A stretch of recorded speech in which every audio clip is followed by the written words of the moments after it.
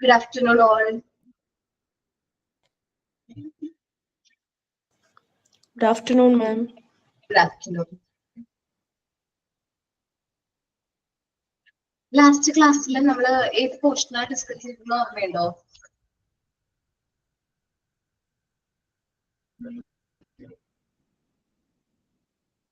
ഓർമ്മയുണ്ടോ? Placement start ചെയ്തോ?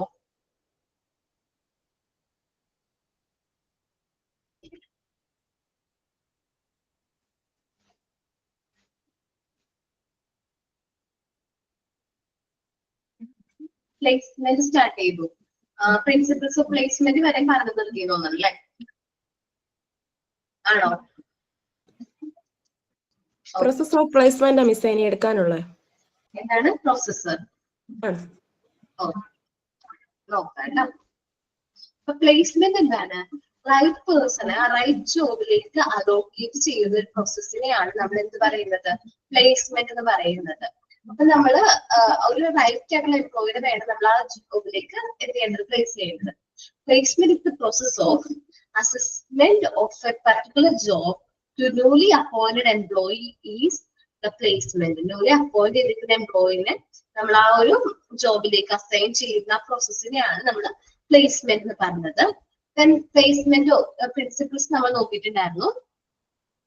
ആദ്യം പറഞ്ഞ principles of job first, man next. ജോബിന് ആപ്റ്റ് ആയിട്ടുള്ള രീതിക്ക് നമ്മൾ ആ മാൻ എന്ത് ചെയ്യുന്നു? പ്ലേസ് ചെയ്യുന്നു. പ്രിൻസിപ്പിൾ ഓഫ് ക്വാളിഫിക്കേഷൻ, ക്വാളിഫിക്കേഷൻ അനുസരിച്ചുള്ള ജോബ് നമ്മൾ അലോ ചെയ്യുന്നു. പ്രിൻസിപ്പിൾസ് ഓഫ് ടൈംലി പ്രിപ്പറേഷൻ, നമ്മള് എന്താണ് എംപ്ലോയി ജോയിൻ ചെയ്യുന്നതിന് മുമ്പ് വേണ്ട അറേഞ്ച്മെന്റ്സും കാര്യങ്ങളൊക്കെ ടൈംലി നമ്മൾ അവരെ അറേഞ്ച്മെന്റ്സും കാര്യങ്ങളൊക്കെ പ്രൊവൈഡ് ചെയ്യണം. പ്രിൻസിപ്പിൾ ഓഫ് വർക്കിംഗ് കണ്ടീഷൻ, ഒരു നല്ലൊരു ഗുഡ് വർക്കിംഗ് കണ്ടീഷൻ വേണം എംപ്ലോയീസിന് പ്രൊവൈഡ് ചെയ്യാനായിട്ട്. Principle of loyalty and cooperation, employees തമ്മിൽ ഒരു ഫീൽ ഓഫ് കമ്മിറ്റ്മെന്റ് കോപ്പറേഷൻ വേണം. എന്നാലാണ് നമുക്ക് നല്ല രീതിയിൽ ഓർഗനൈസേഷന്റെ ഗോൾ അച്ചീവ് ചെയ്യാൻ പറ്റുള്ളൂ. ലാസ്റ്റ് പറഞ്ഞ പ്രിൻസിപ്പിൾ ഓഫ് ട്രാൻസ്ഫർ ആണ്. നമ്മൾ പ്ലേസ് ചെയ്ത് ഒരു പോസ്റ്റിലേക്ക് പ്ലേസ് ചെയ്ത് കഴിഞ്ഞാൽ ആ ജോബ് അദ്ദേഹം നല്ല രീതിയിൽ പെർഫോം ചെയ്ത് കഴിഞ്ഞിട്ടുണ്ടെങ്കിൽ നമ്മൾ അദ്ദേഹത്തെ എന്ത് ചെയ്യും? മറ്റൊരു ജോബിലേക്ക് ട്രാൻസ്ഫർ ചെയ്യും. ഒരു ജോബ് റൊട്ടേഷൻ ഒക്കെ പോലെ എല്ലാ ജോബും കാര്യങ്ങളൊക്കെ നല്ല രീതിയിൽ മനസ്സിലാക്കാൻ വേണ്ടി നമ്മൾ പ്രൊവൈഡ് ചെയ്യുന്ന ഒരു കാര്യമാണ് പ്രിൻസിപ്പിൾ ഓഫ് ട്രാൻസ്ഫർ. ഇനി നമ്മൾ നോക്കാൻ പോകുന്നതാണ് പ്രോസസ് ഓഫ് പ്ലേസ്മെന്റ്. ഇതെല്ലാമാണ് പ്ലേസ്മെന്റിന്റെ പ്രോസസ് എന്നുള്ളത്. There are 4 steps in the procedure of employee placement. Employee placementൽ 4 steps ആണുള്ളത്. ഫസ്റ്റ് സ്റ്റെപ്സ് ആണ് ഡാറ്റ കളക്ഷൻ. നമ്മള് ജോബ് ആപ്ലിക്കേഷൻ അല്ലെങ്കിൽ എന്താ പറയാ ജോബ് ആപ്ലിക്കേഷൻ അല്ലെങ്കിൽ ആപ്ലിക്കേഷൻ ഫോം ഇൻഫർമേഷൻസ് ഒക്കെ കളക്ട് ചെയ്യും. ആ ഒരു സ്റ്റേജ് ആണ് ഇത് ഡാറ്റ കളക്ഷൻ എന്ന് പറയുന്നത്.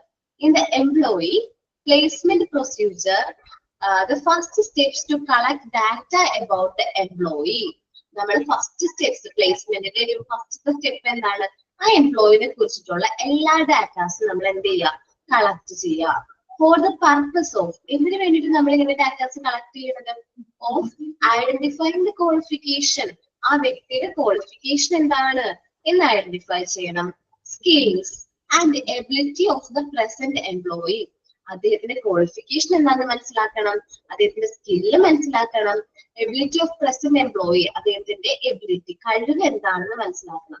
അതിനുവേണ്ടി അദ്ദേഹത്തെ കുറിച്ചിട്ടുള്ള എല്ലാ ഡാറ്റാസും നമ്മൾ കളക്ട് ചെയ്ത് അത് വെരിഫൈ ചെയ്ത് അദ്ദേഹത്തിന്റെ കഴിവും ക്വാളിഫിക്കേഷൻ സ്കില്ലും ആപ്റ്റ് ആവുന്ന, അത് ഓക്കെ ആവുന്ന ഒരു ജോബിലേക്കായിരിക്കും നമ്മൾ അവർ എന്ത് ചെയ്യേണ്ടത്? പ്ലേസ് ചെയ്യേണ്ടത്. അദ്ദേഹത്തിന് ആ ഒരു ജോബ് ചെയ്യാനായിട്ട് റൈറ്റ് ക്വാളിഫിക്കേഷൻ വേണം, സ്കില്ല് വേണം and ability to do the work. അപ്പൊ ഇത്രയും കാര്യങ്ങൾ ഓക്കെ ആണെങ്കിൽ മാത്രമാണ് ആ ഒരു എംപ്ലോയിനെ നമ്മൾ എന്ത് ചെയ്യുന്നത്? ആ ഒരു ജോബിലേക്ക് പ്ലേസ് ചെയ്യുന്നത്. നെക്സ്റ്റ് ആണ് ഇവാലുവേഷൻ. നമ്മൾ ആ പ്ലേസ് ചെയ്തു കിട്ടാം. സോറി, നമ്മൾ ഇൻഫർമേഷൻസ് എല്ലാം കളക്ട് ചെയ്തിട്ടുണ്ട്. എല്ലാ ഇൻഫർമേഷൻസും കളക്ട് ചെയ്തു. രണ്ടാമത് ചെയ്യുന്ന സ്റ്റെപ്പാണ് ഇവാലുവേഷൻ. നമ്മൾ ക്രോസ് ചെക്ക് ചെയ്യും ഏത് എംപ്ലോയി ആണ് ഏറ്റവും പെർഫെക്റ്റ് ആയിട്ട്. നമ്മൾ നോക്കും ഏത് എംപ്ലോയി ആയിരിക്കും ഏറ്റവും പെർഫെക്റ്റ് ആയിട്ട് ആ ജോബ് ചെയ്യാനായിട്ട് ആക്ട് ആയിരിക്കുന്നത്. അപ്പോൾ നമ്മൾ ഏത് എംപ്ലോയി ആണെന്നുള്ളത് നമ്മൾ എന്ത് ചെയ്യും? വാലുവേറ്റ് ചെയ്യും. ഓരോ എംപ്ലോയീസിനെയും ഇൻഡിവിജ്വലി നമ്മൾ എന്ത് ചെയ്യും? വാലുവേറ്റ് ചെയ്യുന്നു. എന്നിട്ട് നമ്മളത് അസൈൻ ചെയ്ത് കൊടുക്കുന്ന ഏറ്റവും സ്യൂട്ടബിൾ ആയിട്ടുള്ള ആളെ നമുക്ക് അതിൽ നിന്ന് ഐഡന്റിഫൈ ചെയ്യണം. Evaluation ആണ് second process.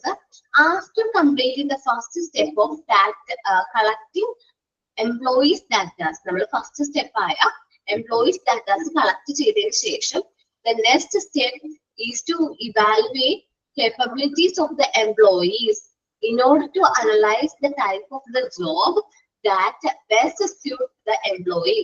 അപ്പോൾ അടുത്തൊരു സ്റ്റെപ്പ് ആണ് അവര് എന്ത് capabilities evaluate ചെയ്യണം. ആ എംപ്ലോയിക്ക് ആ ഒരു ജോബ് ചെയ്യാനുള്ള എബിലിറ്റി ഉണ്ടോ, അധികം ആ ഒരു ജോബ് ബെസ്റ്റ് സ്യൂട്ട് ആണോ, ഓക്കെ ആയിരിക്കും, അദ്ദേഹം പെർഫെക്റ്റ് ആയിട്ട് ആ ജോബ് ചെയ്യും എന്നുള്ള കാര്യം നമ്മൾ എന്ത് ചെയ്യും, ഇവാലുവേറ്റ് ചെയ്യും. എല്ലാ എംപ്ലോയീസിന്റെയും എന്താണ് കളക്ട് ചെയ്ത ഇൻഫർമേഷൻസിൽ നിന്ന് അല്ലെങ്കിൽ ഡാറ്റാസിൽ നിന്ന് എല്ലാ എംപ്ലോയീസിനെയും നല്ല രീതിയിൽ ഇവാലുവേറ്റ് ചെയ്ത് അതിൽ ഏറ്റവും നന്നായിട്ട് ജോബ് ചെയ്യാനായിട്ട് പെർഫെക്റ്റ് ആണ് എന്ന് ഉറപ്പുള്ള എംപ്ലോയിനെയാണ് നമ്മൾ എന്ത് ചെയ്യുന്നത്, പ്ലേസ് ചെയ്യുന്നത്. അതാണ് അടുത്ത step. Third step allocation and placing. Third step എന്താണ്, allocation and placing. In this step the company places the employee on the job which is best suited for him. അദ്ദേഹത്തിന് ഏറ്റവും സ്യൂട്ടഡ് ആയിട്ടുള്ള ഒരു ജോബിലേക്ക് നമ്മൾ അദ്ദേഹത്തിന് എന്ത് ചെയ്യുന്നു, പ്ലേസ് ചെയ്യുന്നു. ആ ഒരു പ്രോസസ്സാണ് പ്ലേസ്മെന്റ് ആൻഡ് അലോക്കേഷനിൽ വരുന്നത്. ആദ്യം നമ്മൾ ഡാറ്റാസ് കളക്ട് ചെയ്യുന്നു, കാൻഡിഡേറ്റ്സിനെ കുറിച്ചുള്ള അല്ലെങ്കിൽ എംപ്ലോയീസിനെ കുറിച്ചുള്ള ഡാറ്റാസ് കളക്ട് ചെയ്യുന്നു, അവരുടെ ക്വാളിഫിക്കേഷനും സ്കിൽസും എബിലിറ്റീസും ഐഡന്റിഫൈ ചെയ്യുന്നു. ദെൻ ഇവാലുവേറ്റ് ചെയ്യുന്നു. ഓരോ എംപ്ലോയീസിന്റെയും കളക്ട് ചെയ്യുന്ന ഡാറ്റാസിന്റെ ബേസിൽ ഓരോ എംപ്ലോയീസിന്റെയും കേപ്പബിലിറ്റീസ് നമ്മൾ ഇവാലുവേറ്റ് ചെയ്യുന്നു. ഏത് ജോബ് ചെയ്യാനായിരിക്കും അദ്ദേഹം സ്യൂട്ടബിൾ എന്ന് നമ്മൾ നോക്കുന്നു. ദെൻ അലോക്കേറ്റ് ചെയ്യുന്നു. ഏത് എംപ്ലോയിക്കാണ് ഏത് ജോബ് ചെയ്യേണ്ടത്, അല്ലെങ്കിൽ ഒരു എംപ്ലോയിക്ക് ഏത് ജോബ് ആയിരിക്കും ഏറ്റവും പെർഫെക്റ്റ് ആയിട്ട് ചെയ്യാൻ പറ്റുന്നത് എന്ന് നമ്മൾ കണ്ടെത്തുന്നു. ആ ജോബിലേക്ക് നമ്മൾ അദ്ദേഹത്തെ പ്ലേസ് ചെയ്യുന്നു. അതാണ് പ്ലേസിംഗിൽ വരുന്നത്. നമ്മൾ പ്ലേസ്മെന്റ് മാത്രമല്ല, കൺട്രോൾ ഉണ്ട്. ലാസ്റ്റ് സ്റ്റെപ്സ് ആണ് കൺട്രോൾ. ഇനി നമ്മൾ ഈ ജോബ് അസൈൻ ചെയ്ത് കൊടുത്തു, അദ്ദേഹം അത് പെർഫെക്റ്റ് ആയിട്ട് ചെയ്യുന്നുണ്ടോ, കറക്റ്റ് ആയിട്ടുള്ള രീതിയിലാണോ അത് ചെയ്യുന്നതെന്ന് നമ്മൾ എന്ത് ചെയ്യേണ്ടി വരും, ഇവാലുവേറ്റ് ചെയ്യേണ്ടി വരും. That steps is step 4, control.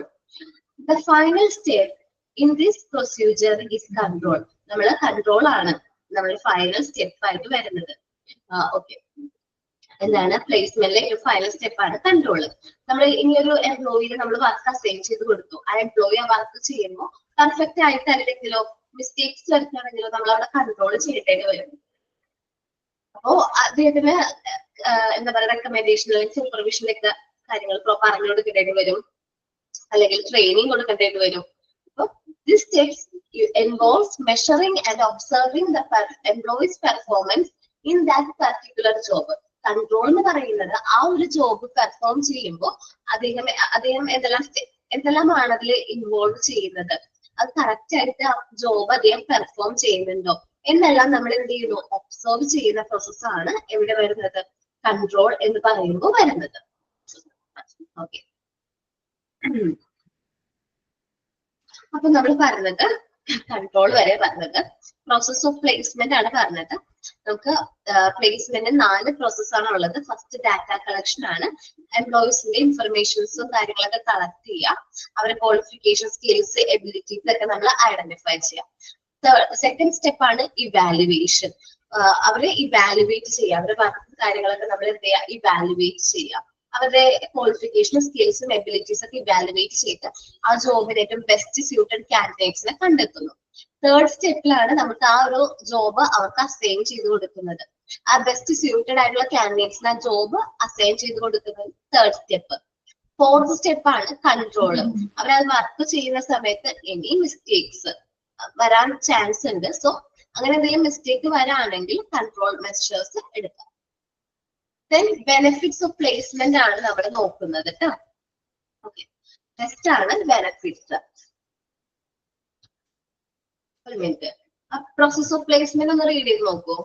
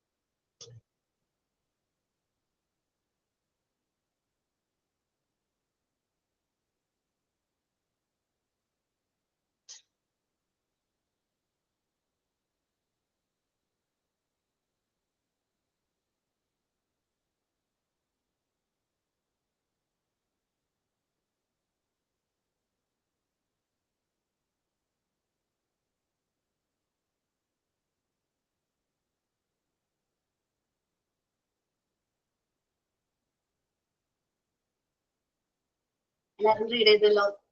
ഇനി നമ്മൾ നോക്കുന്നത് ബെനിഫിറ്റ്സ് ആണ് കേട്ടോ.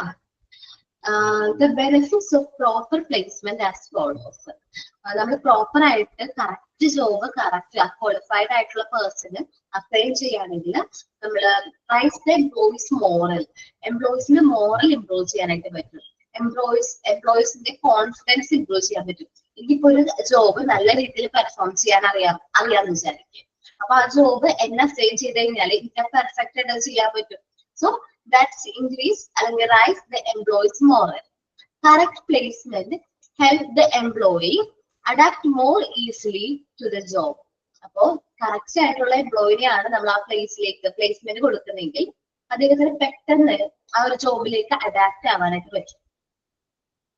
And help him to give a standard performance. അത് കറക്റ്റ് ആയിട്ടുള്ള ജോബ് നമ്മൾ അവർക്ക് ഒരാൾക്ക് അസൈൻ ചെയ്ത് കൊടുത്തിട്ടുണ്ടെങ്കിൽ അദ്ദേഹത്തിന് നല്ല രീതിയിൽ ഒരു സ്റ്റാൻഡേർഡ് പെർഫോമൻസ് കാഴ്ചവെക്കാനായിട്ട് പറ്റും. This helps to raise the moral of the employees. ഇത് എന്തിനെ ഹെൽപ്പ് ചെയ്യുന്നു? എംപ്ലോയീസിന്റെ മോറൽ ഇംപ്രൂവ് ചെയ്യാനായിട്ട്, മനോവീര്യം കോൺഫിഡൻസ് ബൂസ്റ്റ് ചെയ്യാനായിട്ട് നമുക്ക് ഹെൽപ്പ് ചെയ്യുന്നു. ഫസ്റ്റ് പറഞ്ഞത് ബെനിഫിറ്റ്സിൽ റൈസ് ദ എംപ്ലോയീസ് മോറൽ ആണ്. Correct placement helps the employees adapt more easily. Correct ആയിട്ട് റൈറ്റ് ജോബ് റൈറ്റ് പേഴ്സൺ ആണ് നമ്മൾ പ്രൊവൈഡ് ചെയ്യുന്നതെങ്കിൽ അത് എന്താണ് കുറച്ചും കൂടി ഈസിയാണ്. ആ വ്യക്തി പെട്ടെന്ന് ആ ജോബായിട്ട് അഡാപ്റ്റ് ആയിക്കോളും. ആ വ്യക്തി പെർഫെക്റ്റ് ആയിട്ട് അത് അഡാപ്റ്റ് ആവും. അതേപോലെ തന്നെ ഒരു സ്റ്റാൻഡേർഡ് പെർഫോം ചെയ്യാനും പറ്റും. ഇതുവഴി ഇത് കാരണം അല്ലെങ്കിൽ കറക്റ്റ് റൈറ്റ് പ്ലേസ്മെന്റ് ആണെങ്കിൽ എംപ്ലോയീസിന്റെ മോറൽ എന്ത് ചെയ്യും? ഇംപ്രൂവ് ചെയ്യാനായിട്ട് പറ്റും. അടുത്താണ് കീപ് എംപ്ലോയീസ് മോട്ടിവേറ്റഡ്. നമ്മൾക്കിപ്പോ അറിയാത്തൊരു ജോബാണ് നമ്മൾ അസൈൻ ചെയ്യണമെങ്കിൽ നമുക്കത് പെട്ടെന്ന് കറക്റ്റ് ആയിട്ട് ചെയ്യാൻ പറ്റണമെന്നില്ല. പക്ഷെ നമ്മൾക്ക് അറിയാവുന്ന ഒരു ജോബ് നമ്മൾ റിപ്പീറ്റ് നമുക്ക് നന്നായിട്ട് കോൺഫിഡൻസ് ഉണ്ട്. ആ ഒരു ജോബ് നമ്മൾ ചെയ്യുമ്പോൾ നമ്മൾ പെർഫെക്റ്റ് ആയിരിക്കും എന്നൊരു കോൺഫിഡൻസ് ഉണ്ടെങ്കിൽ അത് ആ എംപ്ലോയിനെ മോട്ടിവേറ്റ് ചെയ്യുന്നു. Okay, employees are motivated if they are properly placed by matching their skills and job requirements. അപ്പോൾ നമ്മൾ കറക്റ്റ് സ്കില്ലുള്ള വ്യക്തിക്ക് ആണ് ആ ജോബ് നമ്മൾ എന്ത് ചെയ്തിരിക്കുന്നത്? അസൈൻ ചെയ്തിരിക്കുന്നത്, പ്ലേസ് ചെയ്തിരിക്കുന്നെങ്കിൽ എംപ്ലോയീസിന് നല്ല രീതിയിൽ മോട്ടിവേഷൻ കിട്ടും. കാരണം ആ അറിയാവുന്ന ഒരു വ്യക്തിക്കാണ് ആ ജോബ് നമ്മൾ അസൈൻ ചെയ്തിരിക്കുന്നത്. ഒരു കാര്യം നമുക്ക് അറിയില്ല എങ്കിൽ നമുക്കത് കുറച്ചുകൂടി ഡിഫിക്കൽറ്റീസ് ഫീൽ ചെയ്യും. ഇപ്പൊ നിങ്ങൾ ഒരു കോഴ്സിന് അല്ലെങ്കിൽ ജോബിന് വേണ്ടി പോകുമ്പോൾ അവിടെ നിങ്ങൾ പഠിച്ചിട്ടുള്ള ചിലപ്പോൾ ടാലിയോ മറ്റെന്തെങ്കിലും സോഫ്റ്റ്വെയർ ആയിരിക്കും. പക്ഷെ അവരുടെ ഓർഗനൈസേഷൻ സെപ്പറേറ്റ് സോഫ്റ്റ്വെയർ യൂസ് ചെയ്യണമെങ്കിൽ നമുക്കത് അറിയില്ലല്ലോ. അപ്പൊ അത് നമുക്ക് കുറച്ച് ഡിഫിക്കൽറ്റീസ് ആയിരിക്കും. അത് പഠിച്ചെടുക്കാന്നുള്ളത് കുറച്ച് ഡിഫിക്കൽറ്റി ആവും. അതല്ല അവർ യൂസ് ചെയ്യുമ്പോൾ നമുക്ക് അറിയാവുന്ന ഒരു സോഫ്റ്റ്വെയർ ആണെങ്കിൽ നമുക്ക് പെട്ടെന്ന് അതായിട്ട് അഡാപ്റ്റ് ആവും. നമുക്ക് അറിയാവുന്ന ഒരു കാര്യം നമ്മൾ നല്ല രീതിയിൽ ചെയ്യുമ്പോൾ നമുക്ക് എന്താണ് കുറച്ചുകൂടി മോട്ടിവേഷൻസ് കൊടുക്കും. നമ്മൾ പെർഫെക്റ്റ് ആയിട്ട് ചെയ്യും, മോട്ടിവേറ്റഡും ആവും. ഓക്കെ, നമുക്ക് നോക്കാം. The employees are motivated if they are properly placed by matching their skill and job requirements. അവരുടെ ജോബ് റിക്വയർമെന്റ്സും അവരുടെ സ്കില്ലും തമ്മിൽ മാച്ച് ആയിട്ടുണ്ടെങ്കിൽ സെയിം ആണെങ്കിൽ അവർക്ക് എംപ്ലോയീസ് മോട്ടിവേറ്റഡ് ആവും. If they are motivated by producing better output, അങ്ങനെ അവർ മോട്ടിവേറ്റ് ആയിട്ടുണ്ടെങ്കിൽ അവർ ബെറ്റർ ആയിട്ടുള്ള ഒരു ഔട്ട്പുട്ട് ആയിരിക്കും പ്രൊഡ്യൂസ് ചെയ്യുന്നത്. നല്ല രീതിയിൽ അതിന്റെ റിസൾട്ട് നമുക്ക് കിട്ടും. Reduce labour turnover and absenteeism. Labour turnover കുറവായിരിക്കും. അതേപോലെ ആബ്സെന്റ് ആകുന്ന എംപ്ലോയീസിന്റെ എണ്ണം കുറവായിരിക്കും. ലേബർ ടേൺ ഓവർ എന്താണെന്ന് അറിയാം. നമ്മുടെ ഓർഗനൈസേഷനിൽ നിന്ന് പിരിഞ്ഞു പോകുന്ന എംപ്ലോയീസ് അത് കുറവായിരിക്കും. കാരണം റൈറ്റ് പ്ലേസ്മെന്റ് ആണ്, പ്രോപ്പർ ആയിട്ടുള്ള ജോബിലേക്കാണ്, കറക്റ്റ് എംപ്ലോയിയെ തന്നെയാണ് നമ്മൾ പ്ലേസ് ചെയ്തിരിക്കുന്നത്. സോ അപ്പൊ നമുക്ക് ലേബർ ടേൺ ഓവർ കുറയ്ക്കാൻ പറ്റും. അതേപോലെ ഞാൻ ചെയ്യുന്ന വർക്ക് ഞാൻ എൻജോയ് ചെയ്താണ് ചെയ്യുന്നത്, അല്ലെങ്കിൽ എനിക്ക് അറിയാവുന്ന അല്ലെങ്കിൽ എനിക്ക് ഇഷ്ടമുള്ള ഒരു ജോലിയാണ് ഞാൻ ചെയ്യുന്നതെങ്കിൽ ആക്സിഡന്റ് ആവേണ്ട കാര്യമില്ലല്ലോ. അപ്പൊ നമ്മൾ കുറച്ചും കൂടി മോട്ടിവേറ്റഡ് ഒക്കെ ആവും. അപ്പൊ നമുക്ക് ആ ഒരു ലേസിനെസ് ഒന്നും ഉണ്ടാവില്ല വർക്കിൽ. നമുക്ക് നല്ല രീതിയിൽ അത് പെർഫോം ചെയ്യാനായിട്ട് പറ്റും. തേർഡ് ബെനിഫിറ്റ്സ് പറയുന്നത് reduce labour turnover and absenteeism. If employee are properly placed in their job, ഒരു എംപ്ലോയി നമ്മൾ പ്രോപ്പർ ആയിട്ടുള്ള ജോബിലാണ് പ്ലേസ് ചെയ്യുന്നതെങ്കിൽ then absenteeism and employee turnover is reduced. അങ്ങനെയാണെങ്കിൽ ആബ്സെന്റിസം നമുക്ക് കുറയ്ക്കാൻ പറ്റും. എംപ്ലോയീസ് ടേൺ ഓവർ, നമ്മുടെ ഓർഗനൈസേഷനിൽ നിന്ന് പിരിഞ്ഞു പോകുന്ന എംപ്ലോയീസിന്റെ എണ്ണം നമുക്ക് കുറയ്ക്കാൻ പറ്റും. This result in effective utilisation of machine, equipment, materials. അപ്പൊ അപ്പൊ ഇതെന്തിന് കാരണമാകുന്നു? നമ്മുടെ ഓർഗനൈസേഷനിലുള്ള മെഷീൻ, എക്യുപ്മെന്റ്സ്, മെറ്റീരിയൽസ് ഒക്കെ എഫക്റ്റീവ് മാക്സിമം യൂട്ടിലൈസ് ചെയ്യാനായിട്ട് പറ്റും. ഓക്കെ, നിങ്ങൾ പറഞ്ഞത് labour reduce labour turnover and absenteeism ആണ്. കറക്റ്റ് ആയിട്ടുള്ള എംപ്ലോയിനെ കറക്റ്റ് ആയിട്ടുള്ള പ്ലേസിലാണ് നമ്മൾ അപ്പോയിന്റ് ചെയ്യുന്നത്, അല്ലെങ്കിൽ ആ ജോബാണ് അസൈൻ ചെയ്യണമെങ്കിൽ ആബ്സെന്റിസം കുറവായിരിക്കും, എംപ്ലോയീസ് ടേൺ ഓവറും നമുക്ക് റെഡ്യൂസ് ചെയ്യാനായിട്ട് പറ്റും. അതേപോലെ തന്നെ effective utilisation of machine, equipment and materials, നമ്മുടെ മെഷീൻസും എക്യുപ്മെന്റ്സും മെറ്റീരിയൽസും നല്ല എഫക്റ്റീവ് ആയിട്ട് എന്ത് ചെയ്യാൻ പറ്റും? യൂട്ടിലൈസ് ചെയ്യാനായിട്ട് പറ്റും. ഇനി ഇൻക്രീസ് എംപ്ലോയീസ് എഫിഷ്യൻസി. ഓക്കെ, നമ്മൾ എംപ്ലോയീസിന് പ്രോപ്പർ പ്ലേസ്മെന്റ് പ്രൊവൈഡ് ചെയ്യുകയാണെങ്കിൽ അവരുടെ എഫിഷ്യൻസി ഇംപ്രൂവ് ചെയ്യാനായിട്ട് പറ്റും. Proper placement helps to improve the proper placement helps to improve the employees efficiency as he is able to produce better result. നമ്മൾ proper ആയിട്ടാണ് നമ്മൾ എന്ത് ചെയ്യുന്നത്? എംപ്ലോയീസിനെ പ്ലേസ് ചെയ്യുന്നതെന്ന് വിചാരിക്കും. കറക്റ്റ് ആ ജോബിലേക്ക് കറക്റ്റ് ക്വാളിഫിക്കേഷൻ ഉള്ള അല്ലെങ്കിൽ റൈറ്റ് ക്വാളിഫിക്കേഷൻ ഉള്ള എംപ്ലോയിനെയാണ് നമ്മൾ പ്ലേസ് ചെയ്യുന്നത്. അങ്ങനെയാണെങ്കിൽ അദ്ദേഹത്തിന്റെ എഫിഷ്യൻസി കൂടുതലായിരിക്കും. എഫിഷ്യൻസി എന്ന് പറഞ്ഞാൽ അദ്ദേഹം പ്രൊഡ്യൂസ് ചെയ്യുന്ന ഗുഡ്സ് അല്ലെങ്കിൽ ബെറ്റർ എന്താണ് പ്രൊഡ്യൂസ് ബെറ്റർ റിസൾട്ട്, നല്ലൊരു റിസൾട്ട് പ്രൊഡ്യൂസ് ചെയ്യാനായിട്ട് പറ്റും. Communicate with people effortlessly. നമുക്ക് എപ്പോഴും കമ്മ്യൂണിക്കേറ്റ് ചെയ്യേണ്ടതായിട്ട് വരുന്നില്ല, കാരണം അവർക്ക് അറിയാം അവരുടെ വർക്ക് എന്താണ് എന്നുള്ളത് അവർക്ക് കറക്റ്റ് ആയിട്ട് അറിയാം. അപ്പൊ അത് നല്ല രീതിയിൽ നമുക്ക് കമ്മ്യൂണിക്കേറ്റ് ചെയ്യാൻ അത്രയും കമ്മ്യൂണിക്കേഷന് വേണ്ട വരില്ല, എഫേർട്ട്ലെസ്ലി കമ്മ്യൂണിക്കേറ്റ് ചെയ്യാനായിട്ട് വരില്ല. ഫീൽ മോട്ടിവേറ്റഡ്, നമ്മുടെ എംപ്ലോയീസ് സ്വയം മോട്ടിവേറ്റഡ് ആയിരിക്കും. ബിക്കം പങ്ക്ച്വൽ, കറക്റ്റ് ടൈമിൽ അവര് ജോബിന് വരും. ആൻഡ് അവോയ്ഡ് കമ്മിറ്റിംഗ് എറേഴ്സ്, തെറ്റ് ചെയ്യുന്നത് കുറവായിരിക്കും. ഒരു ട്രെയിൻഡ് ആയിട്ടുള്ള ഒരു വ്യക്തി, നല്ല സ്കില്ലുള്ള ട്രെയിൻഡ് ആയിട്ടുള്ള ഒരു വ്യക്തി ചെയ്യുന്നതും ഒരു ട്രെയിൻഡ് അല്ലാത്ത വ്യക്തി ചെയ്യുന്നതും തമ്മിൽ ഡിഫറൻസ് ഉണ്ട്. നമ്മൾ ട്രെയിൻഡ് ആയിട്ടുള്ള എംപ്ലോയീസിനെയാണ് ആ ജോബിലേക്ക് പ്ലേസ് ചെയ്യണമെങ്കിൽ അവർക്ക് നല്ല രീതിയിൽ ആ റിസോഴ്സ് കറക്റ്റ് ആയിട്ട് യൂട്ടിലൈസ് ചെയ്യാനും എന്താണ് കമ്മിറ്റിംഗ് എറേഴ്സ്, മിസ്റ്റേക്ക് വരാതെ കറക്റ്റ് ആയിട്ട് ചെയ്യാനായിട്ട് ആർക്ക് പറ്റും? എംപ്ലോയീസിന് പറ്റും. Then keep employees satisfied. നമ്മുടെ എംപ്ലോയീസ് സാറ്റിസ്ഫൈഡ് ആയിരിക്കും. Placement aims to keep the employees satisfied. Placement നമ്മൾ കറക്റ്റ് പ്ലേസ്മെന്റ് ആണ് കൊടുക്കണമെങ്കിൽ നമ്മുടെ എംപ്ലോയീസ് എല്ലാവരും എങ്ങനെയായിരിക്കും? സാറ്റിസ്ഫൈഡ് ആയിരിക്കും. If an employee is properly placed in his job, correct ആയിട്ട് കറക്റ്റ് ജോബിൽ അദ്ദേഹത്തിന് നമ്മൾ എന്ത് ചെയ്തു? പ്ലേസ് ചെയ്തിരിക്കുകയാണെങ്കിൽ he work with zeal and his work performance is high. അദ്ദേഹം അത് പെർഫെക്റ്റ് ആയിട്ട് ചെയ്യുകയും ചെയ്യും. അതേപോലെ തന്നെ വർക്ക് പെർഫോമൻസ് എങ്ങനെയായിരിക്കും? ഹൈ ആയിരിക്കും. ഹയർ ഔട്ട്പുട്ട് ആയിരിക്കും, അല്ലെങ്കിൽ എഫിഷ്യന്റ് ഔട്ട്പുട്ട് ആയിരിക്കും അദ്ദേഹത്തിന്റെ ഭാഗത്ത് വരുന്നത്. അപ്പൊ കീപ് എംപ്ലോയീസ് സാറ്റിസ്ഫൈഡ്. പ്ലേസ്മെന്റിന്റെ മെയിൻ എയിം എന്ന് പറയുന്നത് എംപ്ലോയി സാറ്റിസ്ഫാക്ഷൻ ആണ്. നമ്മൾ റൈറ്റ് പേഴ്സണെ റൈറ്റ് ജോബിലേക്ക് തന്നെ എന്ത് ചെയ്യണം? പ്ലേസ് ചെയ്യണം. If an employee is properly placed in his job, correct ആയിട്ട് നമ്മൾ ആ ജോബിലേക്ക് അദ്ദേഹത്തെ പ്ലേസ് ചെയ്തിട്ടുണ്ടെങ്കിൽ അദ്ദേഹത്തിന്റെ വർക്ക് പെർഫോമൻസ് ഹൈ ആയിരിക്കും. അദ്ദേഹം കറക്റ്റ് ആയിട്ട് ആ വർക്ക് പെർഫോം ചെയ്യും. ഓക്കെ, അപ്പൊ ഈ ബെനിഫിറ്റ്സുകൾ നമ്മൾ പറഞ്ഞത് 5 ബെനിഫിറ്റ്സ് ആണ് പറഞ്ഞത്. റൈസ് എംപ്ലോയീസ് മോറൽ, എംപ്ലോയീസിന്റെ ധാർമ്മികത കൂട്ടാനായിട്ട് ഹെൽപ്പ് ചെയ്യുന്നു. എംപ്ലോയീസ് മോട്ടിവേറ്റ് ആകുന്നു. ലേബർ ടേൺ ഓവർ കുറയ്ക്കാൻ പറ്റുന്നു. ആബ്സെന്റിസം കുറയ്ക്കാൻ പറ്റുന്നു. എഫിഷ്യൻസി, എംപ്ലോയീസിന്റെ എഫിഷ്യൻസി ഇംപ്രൂവ് ചെയ്യാൻ പറ്റുന്നു. എംപ്ലോയീസ് കുറച്ചും കൂടി സാറ്റിസ്ഫൈഡ് ആകുന്നു. സാറ്റിസ്ഫാക്ഷൻ, എംപ്ലോയി സാറ്റിസ്ഫാക്ഷൻ അല്ലെങ്കിൽ ജോബ് സാറ്റിസ്ഫാക്ഷൻ ഇംപ്രൂവ് ആവുന്നു. ഇത്രയും റീഡ് ചെയ്തേ, ബെനിഫിറ്റ്സ് ഒന്ന് റീഡ് ചെയ്ത് നോക്കിയേ.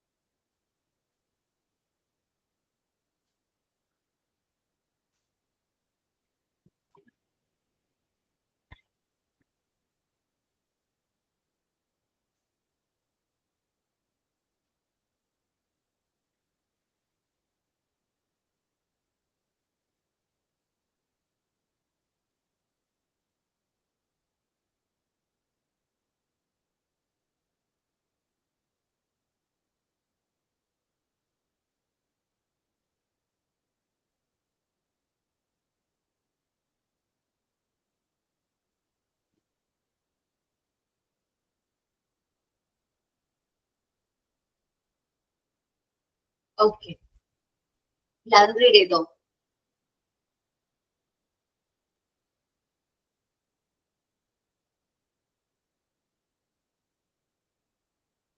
ഇനി നമ്മൾ നോക്കാൻ പോകുന്നത് പ്ലേസ്മെന്റിൽ വരുന്ന പ്രോബ്ലംസ് ആണ്. നമുക്കറിയാം പ്ലേസ്മെന്റ് എന്ന് പറഞ്ഞാൽ ഇത്തിരി ഡിഫിക്കൽട്ട് ആയിട്ടുള്ള ടാസ്ക് ആണ്. നമ്മൾ ഇന്റർവ്യൂ പറഞ്ഞ പോലെ അല്ലെങ്കിൽ ഇന്റർവ്യൂവിൽ അല്ലെങ്കിൽ സെലക്ഷനിൽ പറഞ്ഞ പോലെ ഇത്തിരി ഡിഫിക്കൽട്ട് ആയിട്ടുള്ള ടാസ്ക് ആണ് എന്ത് പ്ലേസ്മെന്റ് എന്ന് പറയുന്നത്. എല്ലാവർക്കും അത് കറക്റ്റ് ആയിട്ട് മാച്ച് ചെയ്യാൻ നമ്മൾ ചിലപ്പോൾ എക്സ്പെക്ട് ചെയ്യും, അതിൽ നല്ല രീതിയിൽ വർക്ക് പെർഫോം ചെയ്ത് എക്സ്പെക്ട് ചെയ്യും, പക്ഷെ അങ്ങനെ ചെയ്യണമെന്നില്ല. സോ പ്ലേസ്മെന്റ് എന്ന് പറഞ്ഞാൽ ഒരു ഈസി ടാസ്ക് അല്ല. കുറച്ച് പ്രോബ്ലംസ് പ്ലേസ്മെന്റ് റിലേറ്റഡ് ആയിട്ട് കുറച്ച് പ്രോബ്ലംസ് നമ്മൾ ഫേസ് ചെയ്യുന്നുണ്ട്. അതാണ് നമ്മൾ ഇനി ഡിസ്കസ് ചെയ്യാനായിട്ട് പോകുന്നത്. അപ്പോൾ നമ്മൾ നോക്കുന്നത് എന്താണ് പ്രോബ്ലംസ് ഇൻ പ്ലേസ്മെന്റ് ആണ്. നോക്കാം. Placement is not an easy task. Placement എന്നുള്ളത് ഒരു ഈസി ടാസ്ക് അല്ല. It need to match the employee skills with job requirements. അപ്പോൾ നമ്മള് പ്ലേസ്മെന്റ് എന്ന് പറയുന്നത് എംപ്ലോയീസിന്റെ സ്കില്ലും നമ്മുടെ ജോബ് റിക്വയർമെന്റ്സ് ആയിട്ട് മാച്ച് ചെയ്യണം, അല്ലെങ്കിൽ റൈറ്റ് സ്കില്ലുള്ള എംപ്ലോയിനെ വേണം നമ്മൾ ആ ജോബ് അസൈൻ ചെയ്യാനായിട്ട്. Through the HR manager tries to make this justifiable and effective, still few problems arise. അപ്പൊ നമ്മൾ വിചാരിക്കും എന്താണ് കറക്റ്റ് ആണ്, പെർഫെക്റ്റ് ആയിട്ടാണ് നമ്മൾ സെലക്ട് ചെയ്തത്. എന്നിരുന്നാലും കുറച്ച് പ്രോബ്ലംസ് അറൈസ് ചെയ്യാറുണ്ട്. എന്തെല്ലാം പ്രോബ്ലംസ് ആണ് പ്ലേസ്മെന്റ് റിലേറ്റഡ് ആയിട്ട് വരുന്നതെന്നാണ് നമ്മൾ നോക്കുന്നത്. ഫസ്റ്റ് പറയുന്നത് എംപ്ലോയീസ് എക്സ്പെക്ടേഷൻ ആണ് കേട്ടോ.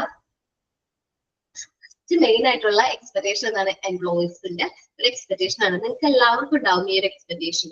നമ്മൾ ഈ ഒരു കോഴ്സ് കഴിഞ്ഞ് ജോബിലേക്ക് പ്രവേശിക്കുമ്പോൾ നമുക്കൊരു ഹൈ സാലറി എക്സ്പെക്ടേഷൻ ഉണ്ടാവും. ചില ആൾക്കാർക്ക് ഭയങ്കര ഡിഫിക്കൽട്ട് ആയിട്ടുള്ള ടാസ്ക് ഒക്കെ ചെയ്യാൻ ഭയങ്കര ഇഷ്ടമായിരിക്കും. ചില ആൾക്കാർക്ക് നല്ല പവർ വേണം, അധികാരം വേണം, എല്ലാവരെയും കൺട്രോൾ ചെയ്യാനുള്ള റൈറ്റ്സ് വേണം എന്നൊക്കെ ഒരു എക്സ്പെക്ടേഷൻ ഉണ്ടാവും. അപ്പോ നമുക്ക് അങ്ങനെ എക്സ്പെക്ടേഷൻ ഫുൾഫിൽ ചെയ്യാൻ പറ്റിയില്ലെങ്കിൽ നമ്മൾ പ്ലേസ് ചെയ്തിരിക്കുന്ന ജോബ് കറക്റ്റ് ആണോ? അല്ല. അപ്പൊ ഫസ്റ്റ് വരുന്ന ഒരു പ്രോബ്ലം പ്ലേസ്മെന്റിൽ ആദ്യം വരുന്ന ഒരു പ്രോബ്ലം ആണ് എംപ്ലോയീസ് എക്സ്പെക്ടേഷൻ ആണ്. The main problem of the placement is employees expectation. നമ്മള് എംപ്ലോയീസിന്റെ എക്സ്പെക്ടേഷൻ ആണ് മെയിൻ ആയിട്ടുള്ള problem. Employee generally expect high salary, difficult task and autonomy. സാധാരണ രീതിയിൽ എംപ്ലോയീസ് ഹൈ സാലറി എന്ത് ചെയ്യും? എക്സ്പെക്ട് ചെയ്യും. ഒരു ഫ്രഷറിനോട് നമ്മൾ ചോദിക്കുകയാണ് നിങ്ങൾ എന്താണ് സാലറി എക്സ്പെക്ട് ചെയ്യുന്നത്? 25. അത് പറയുമ്പോൾ 25 ആണ്. അപ്പൊ അതൊരു ഹൈ എക്സ്പെക്ടേഷൻ ആണ്. ജോബ് അനുസരിച്ച് മാറും. ഞാനിപ്പോ ഒരു സാധാരണ ഒരു ബേസിക് ലെവൽ പറഞ്ഞോന്നുള്ളൂ. പിന്നെ ഡിഫിക്കൽട്ട് ടാസ്ക് ചെയ്യാൻ ചില എംപ്ലോയീസിന് ഭയങ്കര ഇൻട്രസ്റ്റഡ് ആയിരിക്കും. ചില എംപ്ലോയീസിനാണെങ്കിൽ ഓട്ടോണമി, അധികാരം, അതോറിറ്റി വേണം എന്ന് നിർബന്ധമുള്ളവരുണ്ടാവും. And if their job does not fulfil their expectation. അപ്പോ ഒരു പക്ഷേ അവരുടെ ജോബ് അവരുടെ പ്രതീക്ഷ അല്ലെങ്കിൽ എക്സ്പെക്ടേഷൻ ഫുൾഫിൽ ചെയ്യുന്നില്ലെങ്കിൽ they feel that they are in the job which is not appropriate for them. അപ്പൊ അവർക്കൊരു ഫീലിംഗ് വരും, ഞാൻ ഈ ചെയ്യുന്ന ജോലി എനിക്ക് കറക്റ്റ് അല്ല അല്ലെങ്കിൽ അപ്രോപ്രിയേറ്റ് അല്ല എന്നുള്ളൊരു ഫീലിംഗ് വരാനുള്ള ചാൻസ് ഉണ്ട്. ഇതാണ് ഫസ്റ്റ് പ്രോബ്ലം. എംപ്ലോയീസിന്റെ എക്സ്പെക്ടേഷനും ജോബും തമ്മിൽ ഡിഫറൻസ് വരുമ്പോ എന്താണ് അതൊരു പ്രോബ്ലം ആയിട്ട് എംപ്ലോയീസിനെ അഫക്ട് ചെയ്യും. ഓക്കെ. ദെൻ മാനേജേഴ്സ് എക്സ്പെക്ടേഷൻ ആണ്. ചില എംപ്ലോയീസിനെ കുറിച്ച് മാനേജേഴ്സിന് ഭയങ്കര ഓവർ എക്സ്പെക്ടേഷൻ ആയിരിക്കും. ഇന്റർവ്യൂ ഒക്കെ ചെയ്യുന്ന സമയത്ത് അവരെ കുറിച്ച് ഭയങ്കരമായിട്ട് ഓവറായിട്ട് എക്സ്പെക്ട് ഒക്കെ ചെയ്യും. പക്ഷേ റിയൽ ലൈഫിലേക്ക് വരുമ്പോ അല്ലെങ്കിൽ നമ്മള് ജോബിന്റെ കാര്യത്തിലേക്ക് വരുമ്പോ പ്രാക്ടീസ് ചെയ്യുന്ന സമയത്ത് പ്രാക്ടിക്കലിലേക്ക് വരുമ്പോ അവർക്ക് ആ ഒരു എക്സ്പെക്ടേഷൻ മെറ്റ് ചെയ്യാൻ പറ്റണമെന്നില്ല. നമുക്ക് നോക്കാം. Managers expectation. HR managers sometimes expect more than the employees. സാധാരണ രീതിയിൽ എംപ്ലോയീസിന്റെ കേപ്പബിലിറ്റീസ് ഓർ സ്കിൽ, നമ്മൾ എംപ്ലോയീസിന്റെ കേപ്പബിലിറ്റിനെ സ്കില്ലിനേക്കാളും കൂടുതൽ നമ്മൾ എന്ത് ചെയ്യും? എക്സ്പെക്ട് ചെയ്യും. We find that there is a mismatch between the employee and his work. അപ്പൊ നമ്മളൊരു എംപ്ലോയിനെ ഓവർ ആയിട്ട് എക്സ്പെക്ട് ചെയ്തിട്ടുണ്ടെങ്കിൽ നമുക്ക് ഫീൽ ചെയ്യാം, HR മാനേജർക്കോ മാനേജേഴ്സിനോ ഫീൽ ചെയ്യുന്നത് എന്താണ്? ആ എംപ്ലോയി ആ ഒരു പൊസിഷനിൽ റൈറ്റ് ആയിട്ടുള്ള പേഴ്സൺ അല്ല, മിസ്മാച്ച് സംഭവിച്ചിട്ടുണ്ട് എന്നുള്ളൊരു ഫീലിംഗ് വരാനുള്ള ചാൻസ് ഉണ്ട്. നമ്മൾ പറഞ്ഞത് മാനേജേഴ്സ് എക്സ്പെക്ടേഷൻ ആണ്. HR managers sometimes expects more than the employee's capabilities or skills. HR managers employees expect ചെയ്യുന്നത് എന്താണ്, മോർ കേപ്പബിലിറ്റീസും സ്കിൽസ് ഒക്കെ ഉള്ള ഒരു വ്യക്തിയാണ്, ഒത്തിരി എബിലിറ്റീസ് ഉള്ള ആളാണെന്ന് ഓവർ എക്സ്പെക്ടേഷൻ. നമ്മൾ ഒരാളെ കാണുമ്പോൾ അദ്ദേഹത്തിന്റെ പെർഫോമൻസ് ഒക്കെ കാണുമ്പോൾ നമുക്ക് തോന്നും അദ്ദേഹം നല്ല രീതിയിൽ ആ ജോബ് ചെയ്യുന്നു. പക്ഷെ അദ്ദേഹത്തിന് ആ ജോബിലേക്ക് പ്ലേസ് ചെയ്യുമ്പോഴാണ് മനസ്സിലാകുന്നത് അദ്ദേഹം നമ്മൾ ഉദ്ദേശിച്ച രീതിയിലുള്ള വ്യക്തിയല്ല, അദ്ദേഹത്തിന് നമ്മൾ ഉദ്ദേശിച്ച അത്രയും കഴിവില്ല എന്ന് മനസ്സിലാക്കുന്നത്. അതാണ് മാനേജേഴ്സ് എക്സ്പെക്ടേഷനിൽ വരുന്നത്. തേർഡ് ആണ് ചേഞ്ചസ് ഇൻ ടെക്നോളജി. നമ്മൾ technology brings changes in job description and job specification. അപ്പൊ ജോബ് ഡിസ്ക്രിപ്ഷനിലും ജോബ് സ്പെസിഫിക്കേഷനിലും ചേഞ്ചസ് വന്നു, ടെക്നോളജിയിൽ വന്ന മാറ്റം. ഇപ്പൊ നമ്മള് ഒരാളെ എന്ത് ചെയ്തു, ഇന്റർവ്യൂ ചെയ്തു അല്ലെങ്കിൽ റിക്രൂട്ട് ചെയ്തു, സെലക്ട് ചെയ്യുന്ന സമയത്ത് നമ്മളുടെ സോഫ്റ്റ്വെയർ അദ്ദേഹത്തിന് അറിയാമായിരുന്നു, നമ്മളുടെ സോഫ്റ്റ്വെയറിനെ കുറിച്ച് അദ്ദേഹത്തിന് അറിയാമായിരുന്നു. ഏത് സോഫ്റ്റ്വെയർ, ഇപ്പൊ ടാലിയാണെന്ന് വിചാരിക്കും നമ്മൾ യൂസ് ചെയ്തുകൊണ്ടിരുന്ന ടെക്നോളജി, സോഫ്റ്റ്വെയർ ടാലിയാണ്. നമ്മൾ എന്ത് ചെയ്തു, ഇദ്ദേഹം റിക്രൂട്ട് ചെയ്തതിനു ശേഷം നമ്മൾ സോഫ്റ്റ്വെയർ ചേഞ്ച് ചെയ്തു. സോ പുതുതായിട്ട് വന്ന സോഫ്റ്റ്വെയർ ആർക്കറിയില്ല, ജോലി റിക്രൂട്ട് ചെയ്ത എംപ്ലോയീസിന് അറിയില്ല. സോ അവിടെ ഒരു എന്താണ് മിസ്മാച്ച് സംഭവിക്കുന്നു. അങ്ങനെ മിസ്മാച്ച് സംഭവിക്കാനുള്ള ചാൻസ് ഉണ്ട് ചേഞ്ചസ് ഇൻ ടെക്നോളജി. അല്ലെങ്കിൽ ഇന്നും എന്താ പറയാ, ഇന്ന് എല്ലാ ഓഫീസുകളിലും ഗവൺമെന്റ് ഓഫീസുകളിലും എന്താണ് ടൈപ്പ് റൈറ്റർ കാണാൻ കിട്ടോ, ഉണ്ടോ? ഇല്ലാലോ.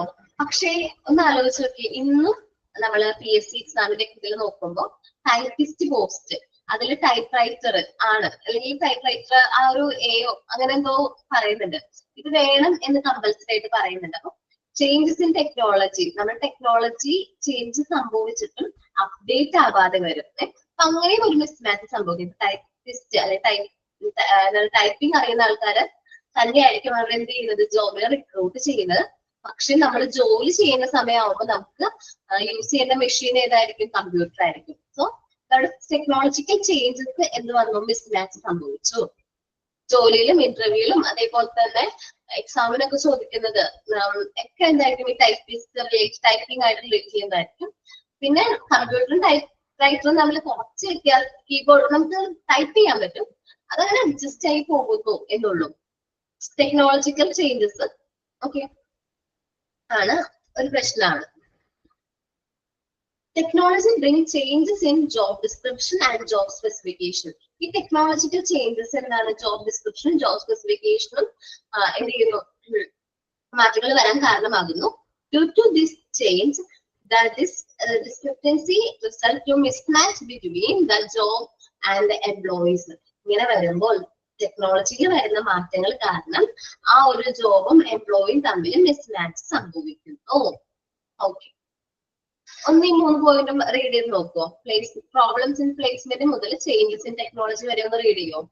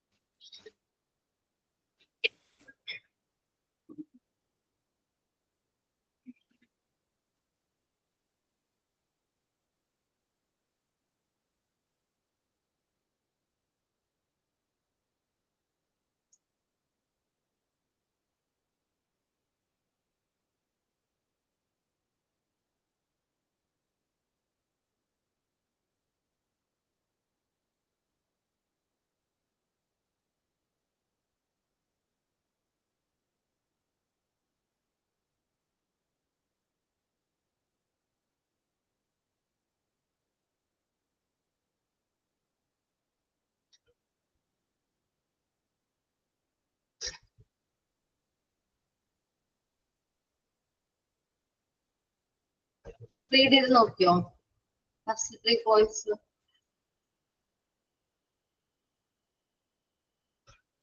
റീഡ് ചെയ്തിട്ട് പറയണം കേട്ടോ.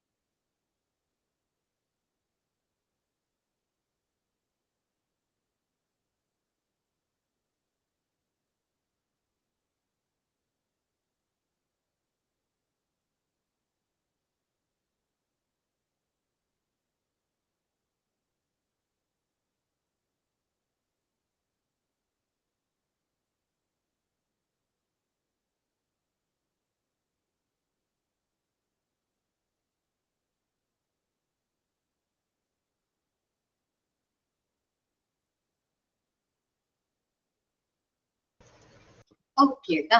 അപ്പൊ നമ്മൾ ഇനി നോക്കാൻ പോകുന്നത് ബാലൻസ് ഫോർത്ത് പോയിന്റ് ആണ്. Problems in placement. Fourth point പറയുന്നത് ചേഞ്ചസ് ഇൻ ഓർഗനൈസേഷൻ സ്ട്രക്ചർ.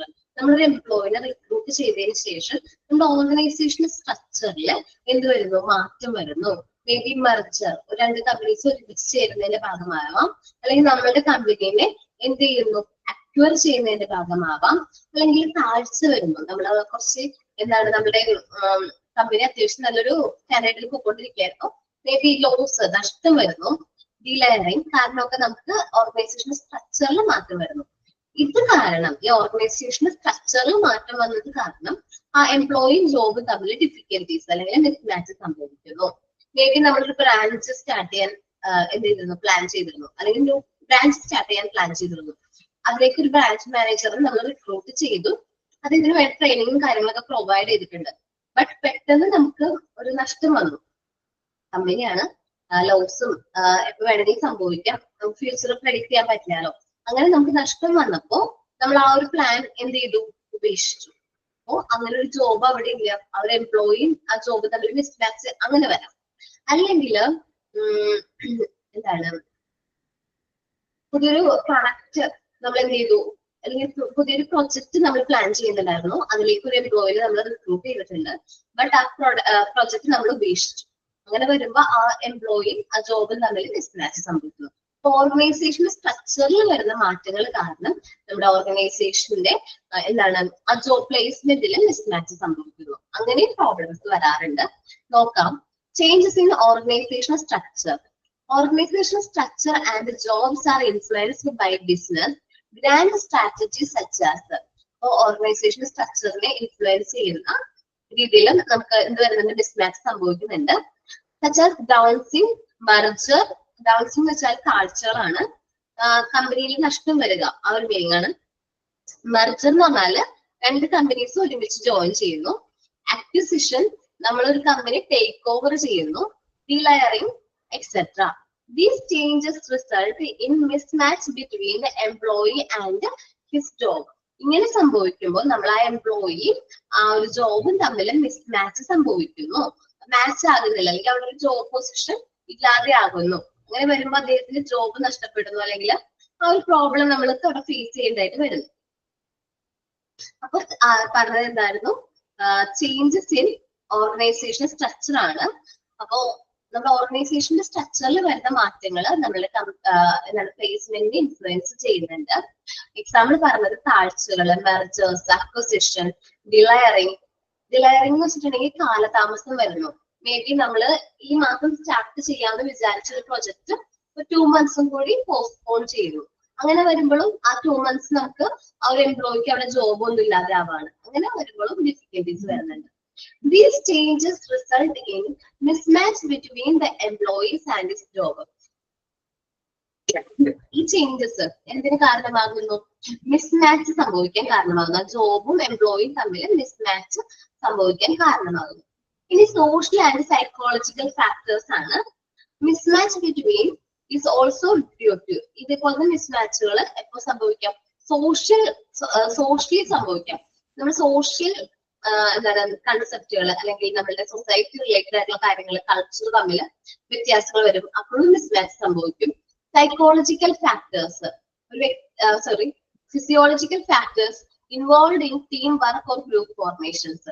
അപ്പോൾ നമ്മളൊരു ടീം ഫോം ചെയ്തു, ആ ടീമില് നമുക്ക് വർക്ക് ചെയ്യാൻ താല്പര്യമില്ല, ഇനി അതിൽ നമ്മൾ പറയുന്നത് ആരും ഒന്നും കേൾക്കുന്നില്ലെങ്കിൽ നമുക്ക് വർക്ക് ചെയ്യാൻ നമുക്ക് താല്പര്യം കുറയും. അങ്ങനെയൊക്കെ വരുമ്പോഴും മിസ്മാച്ച് സംഭവിക്കുന്നുണ്ട്. Mismatch sometimes is due to social and psychological factors. Psychological ഫാക്ടേഴ്സും സോഷ്യൽ ഫാക്ടേഴ്സും കാരണം മിസ്മാച്ച് സംഭവിക്കുന്നുണ്ട്. ഇനി നേച്ചർ ഓഫ് ദ ജോബ് ആണ് കേട്ടോ. Another problem with the placement is that focus is on an individual rather than job. നമ്മുടെ placement main factor എന്ന് പറഞ്ഞാൽ നമ്മൾ ഇൻഡിവിജ്വലിനേക്കാളും കൂടുതൽ ഇമ്പോർട്ടൻസ് കൊടുക്കുന്ന ജോബാണ്. ആ വർക്ക് കംപ്ലീറ്റ് ആയോ, ആ വർക്ക് അല്ലെങ്കിൽ ജോബിനാണ് നമ്മൾ കൂടുതൽ ഇമ്പോർട്ടൻസ് കൊടുക്കുന്നത്.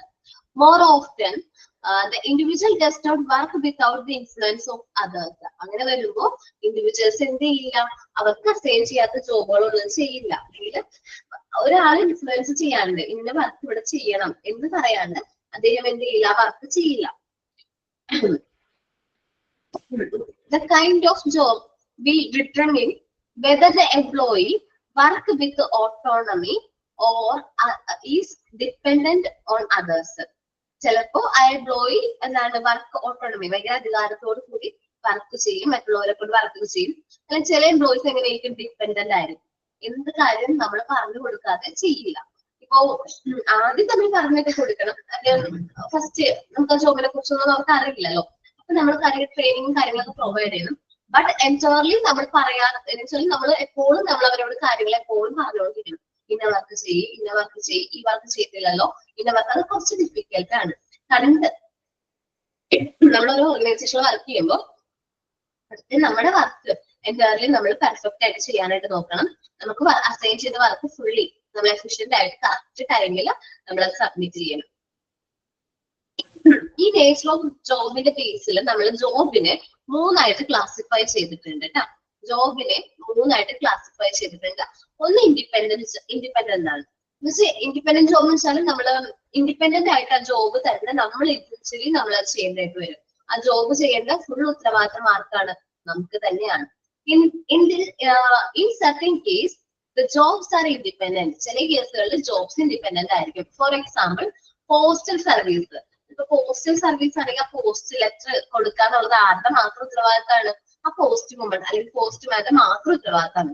ഓർ ദ ഫീൽഡ് സെയിൽ, നമ്മള് എന്താ പറയാ ഡോർ ടു ഡോർ സെയില്, അങ്ങനെയൊക്കെ വരുമ്പോ ആ പ്രൊഡക്റ്റ് വിൽക്കണം അല്ലെങ്കിൽ സെയിൽ ചെയ്യണമെന്നുള്ളത് ആരുടെ ഉത്തരവാദിത്തമാണ്? ആ സെയിലിന് പോകുന്ന സെയിൽസ് പേഴ്സന്റെ ഉത്തരവാദിത്തമാണ്. In such condition the activities of one work do not depend on the activities of other work.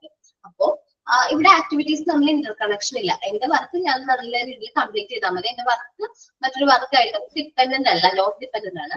The problem of the placement is simple, the solution for it have been developed. അപ്പൊ problem, ഈ ഒരു problem നമുക്ക് simple ആണ്, നമുക്ക് പെട്ടെന്ന് അതിന്റെ solution develop ചെയ്യാൻ പറ്റും. സീക്വൻറ്റിൽ എന്ന് വെച്ചിട്ടുണ്ടെങ്കിൽ ഒരു വർക്ക് ചെയ്ത് കംപ്ലീറ്റ് ആയാൽ മാത്രമേ അടുത്തൊരു വ്യക്തിക്ക് എന്ത് ചെയ്യാൻ പറ്റുള്ളൂ, ആ വർക്ക് ചെയ്യാനായിട്ട് പറ്റുള്ളൂ.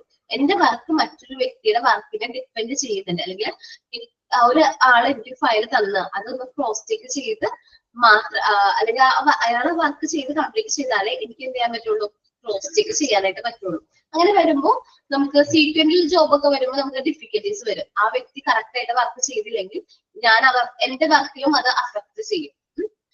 സീക്വൻറ്റിൽ ജോബ് എന്ന് പറഞ്ഞാൽ ഒരു വ്യക്തി ഒരു ജോബ് ചെയ്യാണ്, ആ ജോബിനെ ഡിപ്പെൻഡ് ചെയ്ത് ഒരുപാട് ജോബുകൾ ഉണ്ടെങ്കിൽ അതിനെയാണ് നമുക്ക് സീക്വൻറ്റിൽ ജോബ് എന്ന് പറയുന്നത്. ഒരു ഫാക്ടറി ആണെന്ന് വിചാരിക്കുക, ഒരു ഫാക്ടറിയിൽ ഒരു പ്രൊഡക്റ്റ് പ്രൊഡ്യൂസ് ചെയ്യാണ്, അതില് പ്രൊഡ്യൂസ് ചെയ്യുന്ന ഒരു വ്യക്തിയാണ്, അത് പാക്ക് ചെയ്യുന്ന ഒരു വ്യക്തിയാണ്, പിന്നെ അത് എന്ത് ചെയ്യുന്നു, പ്രൈസ് ചെയ്യുന്ന ഒരു വ്യക്തിയാണ്, ഇത്രയും കാര്യങ്ങൾ എന്ത് ചെയ്യുന്നു? പ്രൊഡ്യൂസ് ചെയ്യുന്നു, പാക്ക് ചെയ്യുന്നു, പ്രൈസ് ചെയ്യുന്നു. ഇതില് പ്രൊഡ്യൂസ് ചെയ്യുന്ന വ്യക്തി കുറച്ച് വീക്ക് ആണെങ്കിൽ പാക്കിംഗ് ചെയ്യുന്ന വ്യക്തിയുടെ വർക്ക് സ്ലോ ആവും. പ്രൈസ് ചെയ്യുന്ന വ്യക്തികളുടെ കൗണ്ട് ചെയ്യുന്നത് ആ വ്യക്തികളുടെ ജോബും സ്ലോ ആവും. അപ്പൊ ഒരു വർക്കിനെ മറ്റു വർക്കുകൾ ഡിപ്പെൻഡ് ചെയ്യുന്നുണ്ടെങ്കിൽ അതിനെ നമ്മൾ പറയുന്ന പേരാണ് സീക്വന്റൽ ജോബ്. അപ്പൊ ഒരാളുടെ സ്ലോ കാരണം, ഒരാൾ കുറച്ച് വീക്ക് ആയിട്ട് വർക്ക് ചെയ്യുന്നത് കാരണം എൻറ്റയർ ഓർഗനൈസേഷന്റെ വർക്ക് സ്ലോ ആവും.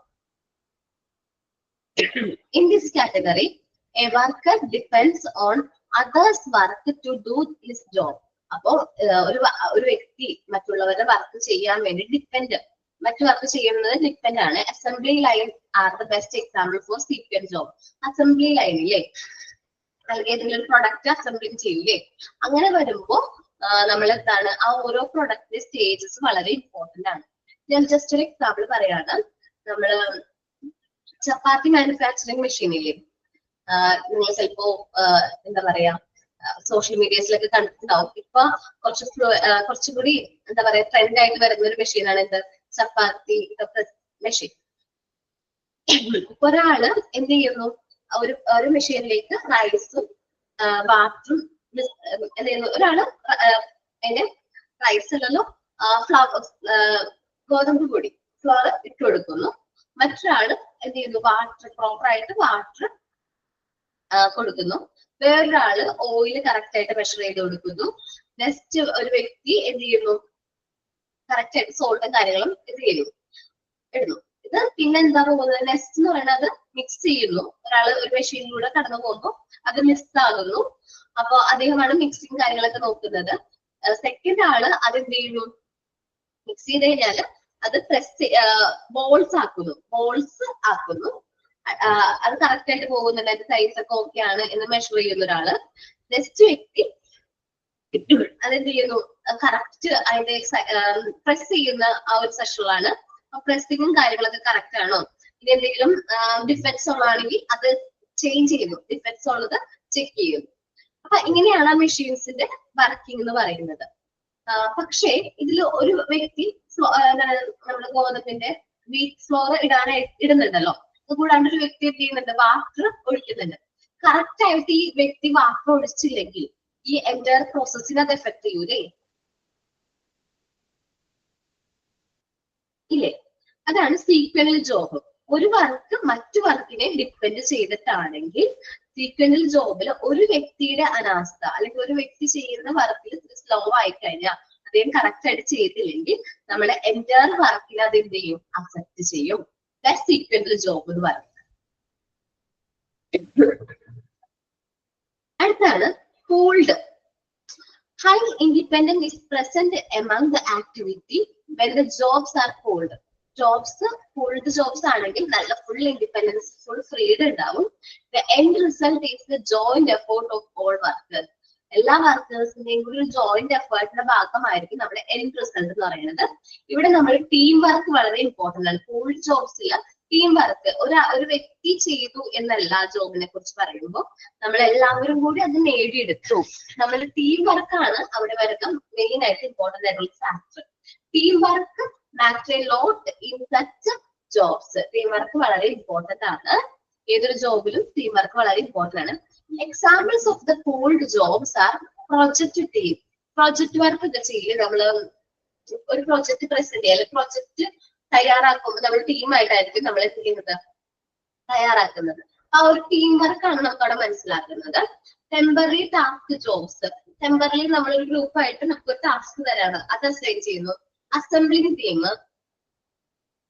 ഇതെല്ലാം ഒരു ടീം വർക്കാണ്. എല്ലാവരും കൂടി ഒരുമിച്ച് വർക്ക് ചെയ്താൽ മാത്രമാണ് നമുക്ക് ആ ഒരു എൻഡ് റിസൾട്ട് കിട്ടുള്ളൂ. ഇപ്പൊ നമ്മളുടെ ഒരു ടീം വർക്ക് എന്ന് പറയാൻ ഞാൻ എക്സാമ്പിൾ പറയാം സിമ്പിൾ ആയിട്ട്. ഞങ്ങളിവിടെ 3 ടീച്ചേഴ്സ് ആണ് നിങ്ങൾക്ക് എന്ത് ചെയ്യുന്നത്, എക്സാമിന്റെ കോഴ്സ് എടുക്കുന്നത്. ഞങ്ങൾ 3 പേരും നല്ല രീതിയിൽ എഫിഷ്യന്റ് ആയിട്ട് നിങ്ങൾക്ക് ക്ലാസ് എടുത്താൽ മാത്രമേ ആ പറഞ്ഞ കറക്റ്റ് ടൈമിനുള്ളിൽ ആ പോർഷൻസ് എന്ത് ചെയ്യുള്ളൂ, കംപ്ലീറ്റ് ആവുള്ളൂ. അപ്പൊ ഞങ്ങളുടെ ഒരു ടീം വർക്ക് ഇവിടെ ഫീൽ ചെയ്യുന്നില്ലേ? ഓക്കെ, ജസ്റ്റ് ഒരു എക്സാമ്പിൾ പറഞ്ഞാണ്. അതാണ് പൂൾഡ് ജോബ്സ് അല്ലെങ്കിൽ എന്താ പറയാ project team, temporary task work എന്നൊക്കെ പറയുന്നത്. ഇനിയിപ്പോ ഇവിടെ ഞങ്ങളുടെ ടീച്ചേഴ്സിന്റെ ആരെങ്കിലും പോർഷൻസ് കംപ്ലീറ്റ് ആയില്ല, അങ്ങനെയാണെങ്കിൽ ബാക്കി ടീച്ചേഴ്സ് ആ പോർഷൻസ് എന്ത് ചെയ്യും, ഷെയർ ചെയ്തെടുക്കും. നമ്മൾ ആ ഒരു ടീം വർക്കാണ് ഞങ്ങളിവിടെ കാണുന്നത്. ഞങ്ങൾ ഓരോ ഇൻഡിവിജ്വലി ഓരോ ടീച്ചേഴ്സ് ആണ്, ഓരോ പോർഷൻസ് ആണ് ഹാൻഡിൽ ചെയ്യുന്നതെങ്കിലും ആരെങ്കിലും ഒരാളെ ഇപ്പൊ ഇത്തിരി സ്ലോ ആയിട്ടാണോ ക്ലാസ് എടുക്കുന്നത്, അല്ലെങ്കിൽ അദ്ദേഹത്തിന് കുറച്ച് ക്ലാസ് നഷ്ടപ്പെട്ടു പോകുന്നതിന്റെ ഭാഗമായിട്ട് ചിലപ്പോൾ കുറച്ച് പോർഷൻസ് പെൻഡിങ് വരും. അങ്ങനെ വരുമ്പോൾ ഞങ്ങൾ ബാക്കിയുള്ള ടീച്ചേഴ്സ് അത് എന്ത് ചെയ്യും, അത് പെൻഡിങ് ഉള്ള ടാസ്ക് ഞങ്ങൾ കംപ്ലീറ്റ് ചെയ്യും. ഞങ്ങൾ ബാക്കിയുള്ള ടീച്ചേഴ്സ് ഷെയർ ചെയ്ത് അത് കംപ്ലീറ്റ് ചെയ്യും. Team work. ഓക്കെ, അതോടെ നമ്മളുടെ ഈ ഒരു ചാപ്റ്റർ എന്റെ ആവാണ്. വലിയൊരു ചാപ്റ്റർ ആയിരുന്നു. റിക്രൂട്ട്മെന്റ് ആൻഡ് സെലക്ഷൻ എന്ന് പറയുന്ന ചാപ്റ്റർ ആണ്. ഒത്തിരി ഡൗട്ട്സും അല്ലെങ്കിൽ ഒത്തിരി ഉള്ള പോർഷൻ ആണ്. അപ്പൊ നിങ്ങൾ നല്ല രീതിയിൽ നെക്സ്റ്റ് ക്ലാസ് നല്ല രീതിയിൽ റീഡ് ചെയ്തിട്ട് വരാം. നെക്സ്റ്റ് ക്ലാസ്സിൽ വരുമ്പോൾ ഡൗട്ട്സ് എന്തെങ്കിലും ഉണ്ടെങ്കിൽ ചോദിക്കാം. റിക്രൂട്ട്മെന്റ് ആൻഡ് സെലക്ഷൻ നല്ല രീതിയിൽ റീഡ് ചെയ്യാം. മോക്ക് ടെസ്റ്റ് അറ്റൻഡ് ചെയ്യാത്തവര്, ഇതുവരെയും മോക്ക് ടെസ്റ്റ് അറ്റൻഡ് ചെയ്യാത്തവര് അല്ലെങ്കിൽ മിസ്സായി പോയിട്ടുള്ള മോക്ക് ടെസ്റ്റ് കാര്യങ്ങളൊക്കെ ഒന്ന് ചെക്ക് ചെയ്യാം. അപ്പോ നമ്മുടെ സെക്കൻഡ് ചാപ്റ്റർ ഞാൻ ആദ്യമായിട്ട് നിങ്ങൾക്ക് ബാച്ചിൽ എടുത്ത ചാപ്റ്റർ ആണ്. എത്ര മാസമായി? ഇപ്പൊ 3 months ആയില്ലേ? 3 months 3 months. 3 months കൊണ്ടാണ് ഈ ഒരു ചാപ്റ്റർ, വലിയ ചാപ്റ്റർ ആയതുകൊണ്ടാണ് ഇത്രയും സ്ലോ ആയിട്ട് എടുത്തത്. ഞാൻ മാക്സിമം സ്പീഡിൽ പോകും. അപ്പോഴും എനിക്ക് ഡൗട്ട് ആണ്, നിങ്ങൾക്ക് എങ്ങാനും ഡൗട്ട് വരും, നിങ്ങളുടെ പോർഷൻ ക്ലിയർ ആവുന്നുണ്ടോ, എന്നിട്ട് ഞാൻ സ്പീഡൊക്കെ എടുത്തിട്ടുണ്ട്. എന്നാലും നിങ്ങളൊന്ന് ചെക്ക് ചെയ്ത് നോക്കാം. എന്തെങ്കിലും ഡൗട്ട് ഉണ്ടെങ്കിൽ, ഏതെങ്കിലും പോർഷൻസ് ക്ലിയർ ആവുന്നുണ്ടെങ്കിൽ നെക്സ്റ്റ് ഫ്രൈഡേ വരുമ്പോ എന്നോട് കമ്മ്യൂണിക്കേറ്റ് ചെയ്യുകയാണെങ്കിൽ നമുക്കൊരു റിവിഷൻ പോലെ ഒന്നുകൂടി നോക്കാം. ഈ ചാപ്റ്ററിന് ഓവറോൾ റിവിഷൻ പോലെ നോക്കാം. നിങ്ങൾ നല്ല രീതിയിൽ നിങ്ങളുടെ ഭാഗത്ത് പഠിച്ചിട്ട് വേണം ഫ്രൈഡേ വരാൻ. അതേപോലെ മോക്ക് ടെസ്റ്റുകളുടെ കാര്യം നല്ല രീതിയിൽ ചെക്ക് ചെയ്യണം. മോക്ക് ടെസ്റ്റിൽ എന്തെങ്കിലും ഡൗട്ട്സ് ഉണ്ടെങ്കിലും നമുക്ക് ക്ലാസ്സിൽ എന്ത് ചെയ്യാൻ പറ്റും, ഡിസ്കസ് ചെയ്യാം കേട്ടോ. ഓക്കെ, അതുപോലെ ഇത് കഴിഞ്ഞിട്ട് ഈ ചാപ്റ്റേഴ്സ് വരുന്നുണ്ട്, പക്ഷെ സിമ്പിൾ ആണ്. ഇനി വരുന്ന ചാപ്റ്റേഴ്സ് ഒക്കെ സിമ്പിൾ ആണ് കേട്ടോ. ഞാൻ ഇനി എടുക്കാൻ പോകുന്ന ചാപ്റ്റർ കുറച്ച് സിമ്പിൾ ആണ്, ചെറിയ ചാപ്റ്റർ ആണ്, ഒത്തിരി ഒന്നും പഠിക്കാനില്ല. അപ്പോ ഞാൻ ക്ലാസ് വൈൻഡപ്പ് ചെയ്യാണ്. Thank you all. Thank you miss. Thank you, ma'am.